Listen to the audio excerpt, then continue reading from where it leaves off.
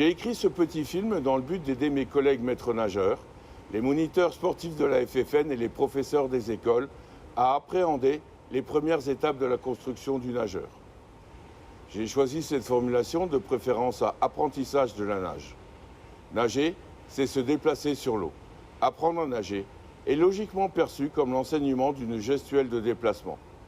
Or, dans cette optique, on néglige souvent ce qui précède et ce qui suit.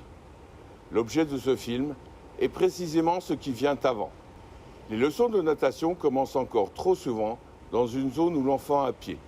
Il conserve ses appuis plantaires et quoi qu'on puisse lui enseigner, il reste un terrien, privilégiant la verticalité. On l'emmène ensuite en plus grande profondeur en l'équipant de matériel de flottaison, ceinture, brassard, frites, planches, etc. Très logiquement, l'enfant va s'imaginer qu'il flotte grâce à son matériel. On lui apprend ensuite à se déplacer ainsi équipé, puis on lui enlève son équipement.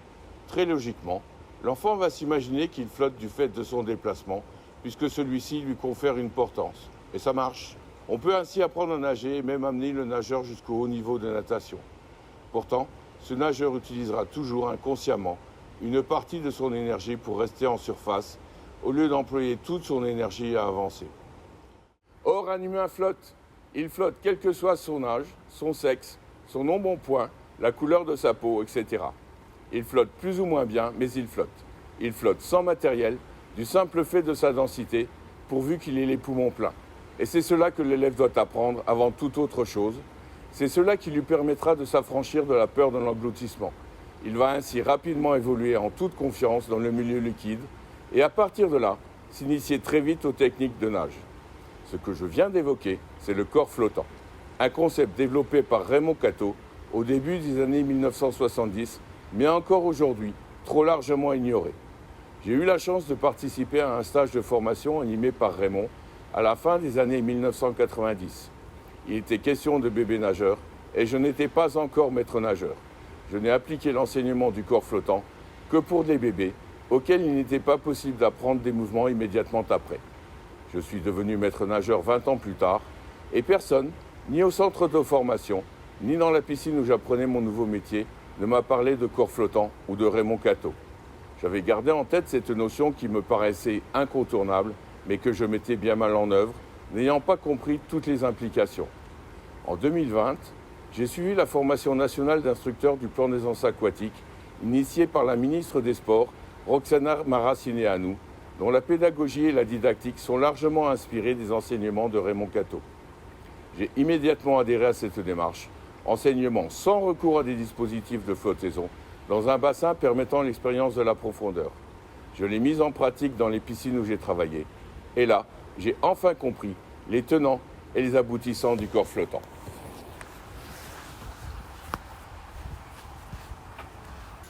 On doit amener l'enfant à découvrir le corps flottant en le guidant sur un cheminement comportant de nombreuses étapes sur lesquelles il conviendra de s'arrêter pour lui laisser le temps de s'approprier la perception de son corps et sur lesquelles il faudra revenir régulièrement pour comparer les sensations à celles des autres situations vécues.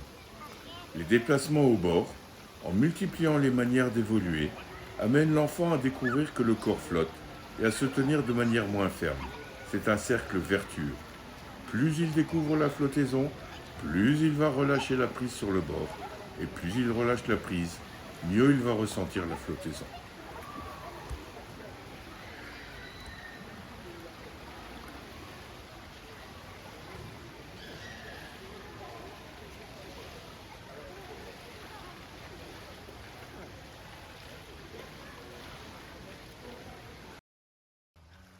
L'immersion de la tête permet de réunir l'espace de vision et l'espace d'action. Dès que l'enfant accepte cette situation, on peut lui proposer de toucher le fond avec ses pieds. Il acquiert ainsi de nouveaux repères dans l'espace.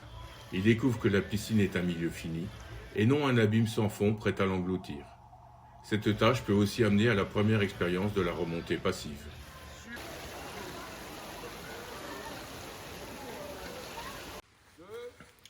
La situation la plus simple qui vient ensuite est la flottaison sur le ventre.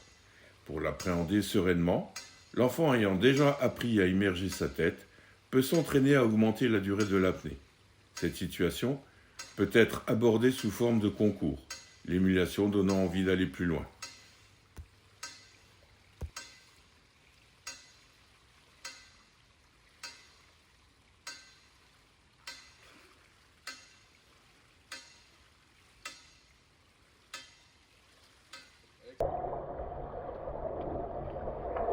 L'ouverture de la bouche sous l'eau amène l'enfant à se libérer de la peur de l'envahissement.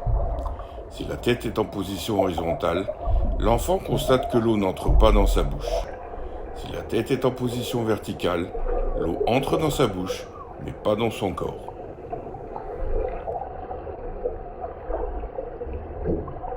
Au début de l'expérimentation de la flottaison sur le ventre, l'enfant tient encore le bord. Petit à petit, il lève ses mains en les gardant au-dessus du mur, puis s'affranchit totalement du bord et se laisse flotter librement.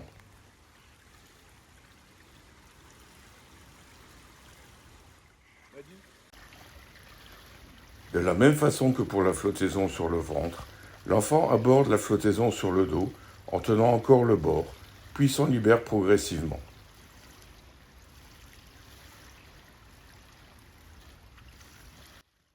L'étoile, nous dit Raymond Cateau, est une fausse bonne idée.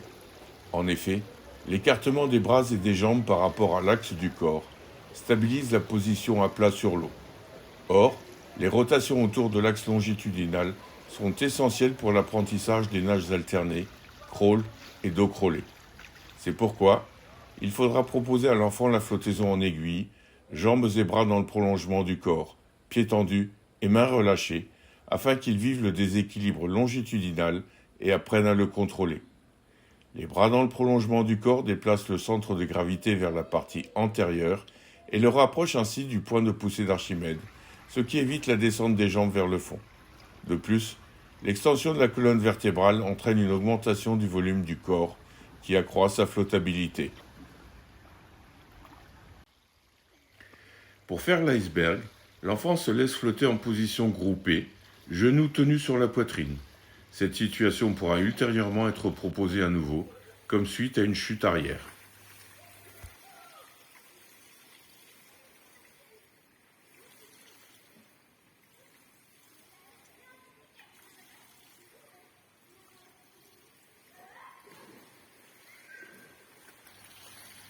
Pour faire la statue, l'enfant se laisse flotter immobile en position verticale. À ce stade, il n'a déjà plus d'appréhension et le corps flottant est pratiquement acquis.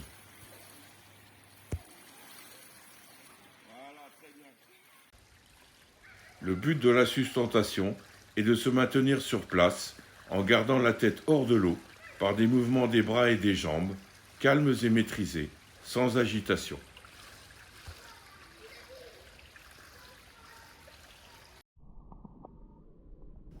Avec l'immersion profonde, l'enfant montre qu'il est prêt à descendre volontairement vers le fond, calmement et sereinement, et à accepter l'action de l'eau sur son corps en se laissant remonter sans rien faire. Il est possible à ce moment d'expérimenter différentes positions de remontée passive, en boule, en étoile sur le ventre, etc.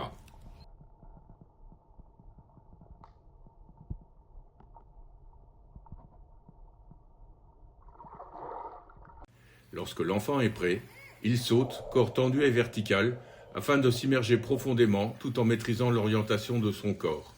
Il se rend indéformable pour passer à travers l'eau. Avec la remontée passive, il apprend qu'il ne peut en aucun cas rester au fond.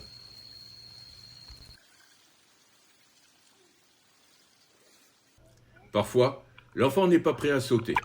On peut alors lui proposer de se laisser glisser vers le fond depuis une position assise et obtenir malgré tout la remontée passive. S'il a encore peur de la profondeur, au lieu de se diriger vers le fond, il s'allonge à la surface. Mais petit à petit, à force de répétition, il parviendra à maîtriser cette tâche et on pourra alors passer au saut corps tendu. Les chutes avant et arrière permettent à l'enfant de s'affranchir des réflexes parachutes qui sont un comportement typique de terrien. Accepter le déséquilibre, accepter l'entrée dans l'eau par la tête, est une étape essentielle du cheminement de l'enfant vers les comportements de nageur. Il apprend aussi à se réorienter dans l'espace après une perte de repère. Le plongeon à genoux, en chevalier servant ou accroupi, est une autre manière d'entrer dans l'eau par la tête. C'est une façon simple d'aborder la construction du corps projectile.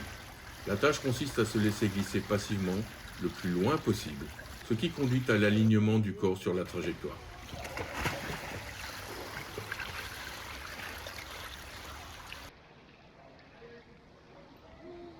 On peut s'assurer que le corps flottant est définitivement acquis en demandant à l'enfant de s'arrêter en cours de déplacement. S'il suspend immédiatement sa nage et reste parfaitement immobile au signal, on est certain que c'est le cas. Il sait qu'il nage parce qu'il flotte, et non l'inverse. Stop. Nage. Tends bien tes bras. Stop.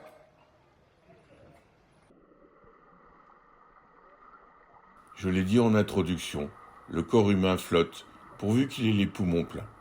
Le corollaire de cette proposition est que poumon vide, il coule. Pour ne pas retarder l'acquisition du corps flottant, il ne faut pas inciter les enfants à souffler dans l'eau avant l'enseignement des nages codifiées.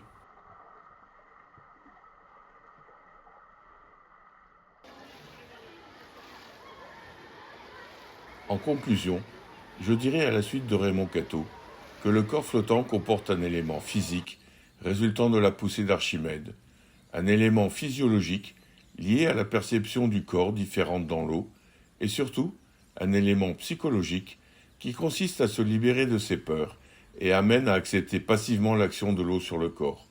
Cette composante psychologique procède d'une prise de conscience. Notre corps flotte.